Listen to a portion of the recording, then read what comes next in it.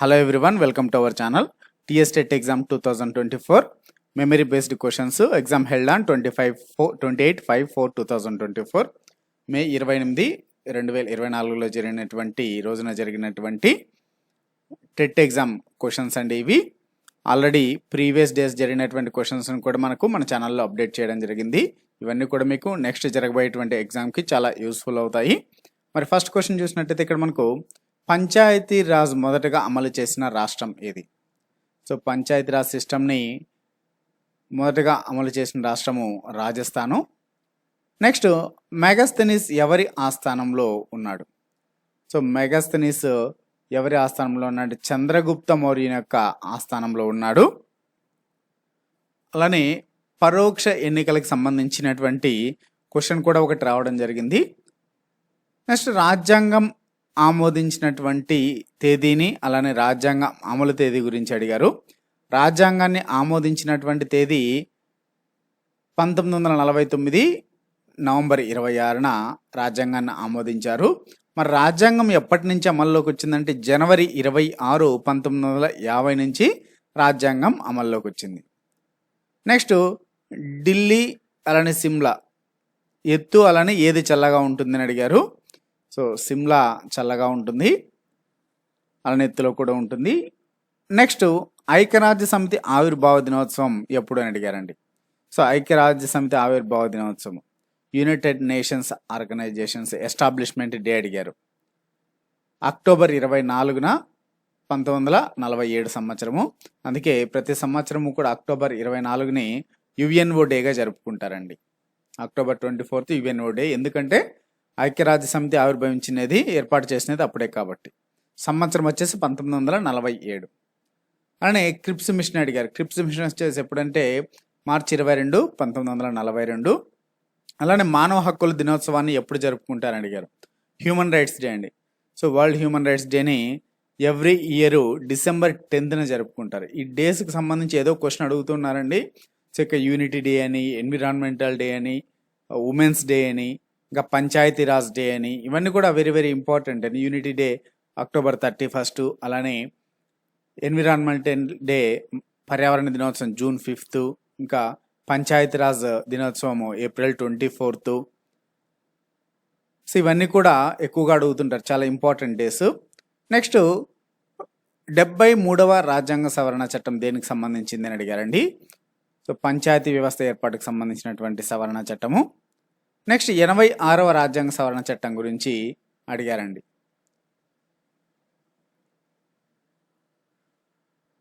So 86వ రాజ్యాంగ సవరణ చట్టం ఏం చెబుతోంది? సో 2002లో చేసినటువంటి ఈ 86వ రాజ్యాంగ సవరణ చట్టం అనేది 6 నుంచి 14 సంవత్సరాల మధ్య వయసు గల పిల్లలందరికీ కూడా విద్యా హక్కును ప్రాథమిక హక్కుగా చేర్చిందండి. 6 నుంచి 14 సంవత్సరాల వయసుకు సంబంధించినటువంటి క్వశ్చన్ అడిగారు మనకు. మరి ఈ హక్కు, ఈ చట్టం మనకు దేంట్లో చేర్చారు, ఏ ఆర్టికల్లో చేర్చారంటే ఇది మన ఇండియన్ కాన్స్టిట్యూషన్లోని ఆర్టికల్ 21A చేర్చారు. దీని ద్వారా పిల్లలకు విద్యా హక్కును అనేది ప్రాథమిక హక్కుగా గుర్తించింది. 6 సంవత్సరాల లోపు వరకు పిల్లల ఆరోగ్య సంరక్షణను, పూర్వ ప్రాథమిక విద్యను అందించడం అనేది తల్లిదండ్రుల విధి అని పేర్కొన్నారు. తర్వాత 6 నుంచి 14 సంవత్సరాల్లో పిల్లలకు ఉచిత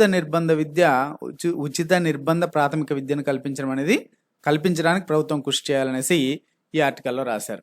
ఈ సవరణ చట్టంలో చేయడం జరిగింది. నెక్స్ట్, హైదరాబాద్ రాష్ట్ర నాణ్యము, ఇంకా దిండి ఉద్యమం ఏ సంవత్సరం అడిగారు? 1939. చిప్కో ఉద్యమం ఎప్పుడైనా అడిగారు? 1973. ఒక రౌలత్ చట్టం అడిగారు. రౌలత్ చట్టం వచ్చేసి 1919 అండి. అలానే కాగితం తయారీ వరుస క్రమం గురించి అడిగారు. ఇక్కడ కొన్ని ఇచ్చారు, 5 ఇచ్చి వాటిని వరుస క్రమం అడిగారు. ఈ వరుస క్రమం ఇదండి. మొదటి స్టెప్లో ముక్కలు చేయడము, 2వ స్టెప్లో కలపగుజ్జు తయారీ, 3వ స్టెప్లో గుజ్జును పరచడము, 4వ స్టెప్లో ఒత్తడము, 5వ స్టెప్లో కటింగ్. సో ఇది కాగితం తయారీ వరుస క్రమము. అని పోస్కో యాక్ట్ గురించి అడిగారు, 2012 పోస్కో యాక్ట్ గురించి. సో మరి ఇది ఏం చెబుతుందంటే ఈ పోస్కో యాక్ట్ 2012 అనేది బాలలకు సంక్షేమం మరియు భద్రత కల్పిస్తుంది. దీన్ని మనము బాలల లైంగిక వేధింపుల నిరోధక చట్టం అని కూడా అంటారు, పోస్కో యాక్ట్. బాలల లైంగిక వేధింపుల నిరోధక చట్టం. బాలలకు సంక్షేమం మరియు భద్రతను కల్పిస్తుంది ఈ చట్టం. నెక్స్ట్ సార్క్ హెడ్ క్వార్టర్ అడిగారండి. సో సార్క్ ఎక్కడ ఉంది head quarter? So Nepal capital అయినటువంటి కాఠ్మండులో ఉంది. అలానే కాకతీయుల బంగారు నాణ్యానికి సంబంధించి అడిగారు. అలానే కాకతీయ పత్రికను నడిపిన వారు ఎవరైనా అడిగారు. ఈ కాకతీయ పత్రికను నడిపినటువంటి వారు ఇక్కడ 2 ఆప్షన్స్కి మనకు అవకాశం ఉందండి. సో పివి నరసింహారావు గారు కానీ సదాశివరావు గారు. సో కాకతీయ వారపత్రిక వ్యవస్థాపకులు, సంపాదకులు, సారథులు, సవ్యసాచులు పాలమూర్తి వెంకట నరసింహారావు, పివి నరసింహారావు. అలానే ఆయనకు అత్యంత ఆప్తుడు, సైద్ధాంతిక సన్నిహితుడు పాలమూర్తి సదాశివరావు. సో వీళ్ళిద్దరి పేర్లు కూడా వస్తాయి. సో నెక్స్ట్ నాయంకర్లు కాకతీయులు ఎవరి పాలనలో ఉండేవారు అడిగారు. సో రుద్రమదేవి పాలనలో ఉండేవారు. నెక్స్ట్ శాంతమూలుడు, విశాఖదత్తుడు ఈ వంశానికి చెందినవారు. వీళ్ళు ఇక్ష్వాకుల వంశానికి చెందినవారు. నెక్స్ట్ రాజ్యసభ ఎన్ని సంవత్సరాలకి రద్దు అవుతుంది అని అడిగారు. సో ఈ రాజ్యసభ రద్దు అవ్వదండి ఎప్పటికీ. సో రాజ్యసభ అనేది శాశ్వత సభ. సో వీళ్ళ యొక్క పదవి కాలం 6 సంవత్సరాలు ఉంటుంది. ఎవ్రీ 2 ఇయర్స్కి ఒకసారి ఎన్నికలు జరుగుతూ ఉంటాయి వీటికి. సో కాబట్టి ఎప్పటికీ కూడా రద్దు అయ్యేటువంటిది కాదు, ఇది శాశ్వత సభ. లోక్సభ అయితే 5 సంవత్సరాలకు ఒకసారి రద్దు అవుతుంది. నెక్స్ట్ రాజ్యసభ ఎన్ని సంవత్సరాలకు రద్దు అవుతుంది? ఓకే, ఆల్రెడీ చెప్పాము. నెక్స్ట్ ఇందులో సేవారంగం కానిది అని అడిగారండి. సో సేవారంగం కానిది ఏంటి అనే క్వశ్చన్ అడిగారు 3 ఇచ్చి. నెక్స్ట్ పశ్చిమ దిశలో పుట్టిన నదుల పేర్లు. సో పశ్చిమ దిశలో పుట్టిన నదుల పేర్లు అంటే గోదావరి, కృష్ణ, పెన్నా, తుంగభద్ర. సో కానీ ఇక్కడ ఈ క్వశ్చన్కి సంబంధించి ఒక చిన్న డౌట్ ఉందండి. ఏంటంటే అది పశ్చిమ దిశలో ప్రవహించేటువంటి నదులు అని మేబీ అడిగేటువంటి అవకాశం ఉంది. సో మనకు ఉన్నటువంటి సమాచారం ప్రకారం పుట్టిన నదుల పేర్లు ఏంటి అని అడిగారు. సో మరి పశ్చిమ దిశలో ప్రవహించే నదులు అన్నప్పుడు మనము సో ఏవే చెప్తుంటాము? నర్మదా, తపతి, సబర్మతి, లూని, తావా, శరావతి. సో ఈ నదులను చెప్పుకుంటామండి.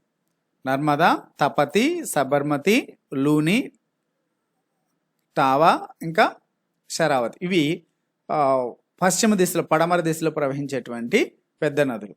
సో ఇవన్నీ కూడా మధ్యప్రదేశ్లోను, రాజస్థాన్లోను, కర్ణాటకలో పుట్టి పశ్చిమ దిశకు ప్రవహించేటువంటి నదులు అనమాట. ఈ విధమైనటువంటి క్వశ్చన్ అడిగిండేటువంటి అవకాశం ఉందనేసి నా యొక్క అభిప్రాయము. బట్ మీకు ఎవరికైనా తెలిసింటే ఎగ్జాక్ట్గా ఏమి అడిగారు అనేసి కింద కామెంట్స్లో తెలియజేయండి.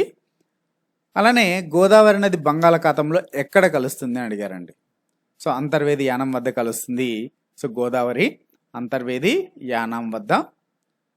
నెక్స్ట్ పురాగా అంటే పూర్తిగా, సంపూర్ణంగా అనేసి. పసిడి బొమ్మ రచన ఎవరిది అని అడిగారు. సో పసిడి బొమ్మ రచన నెల్లూరి కేశవస్వామిది.